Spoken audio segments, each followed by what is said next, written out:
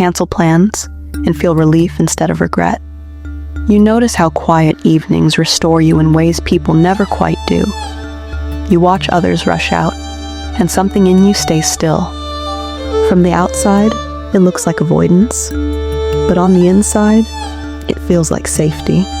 And that difference matters more than you think. You're not broken for loving home. This preference didn't appear randomly. It formed because your mind learned where it could finally rest. When life felt unpredictable, staying in became a way to lower the noise. Your brain chose calm over chaos. That wasn't weakness. That was protection. For many people, home isn't just a place. It's a nervous system reset. Social interaction demands constant adjustment. Reading moods, responding correctly, staying alert. Over time, that wears you down. So your system learned something simple. Less stimulation means more control. Less demand means more peace.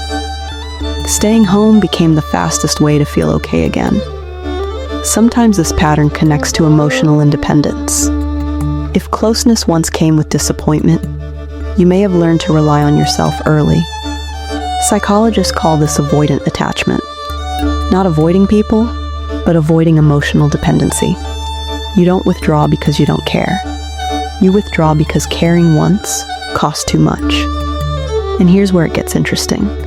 The brain doesn't distinguish between comfort and safety.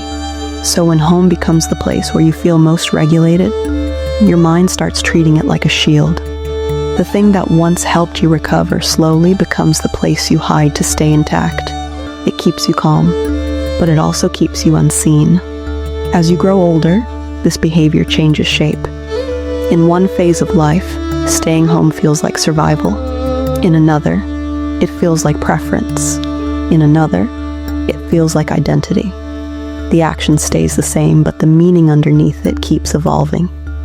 Home becomes more than comfort. It becomes a familiar room where you don't have to perform.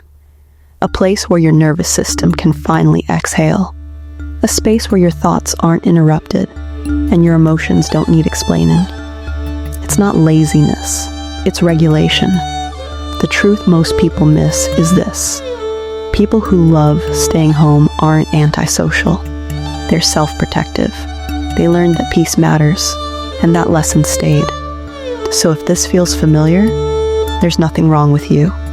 This behavior wasn't random. It was intelligent. It was adaptive. It was human.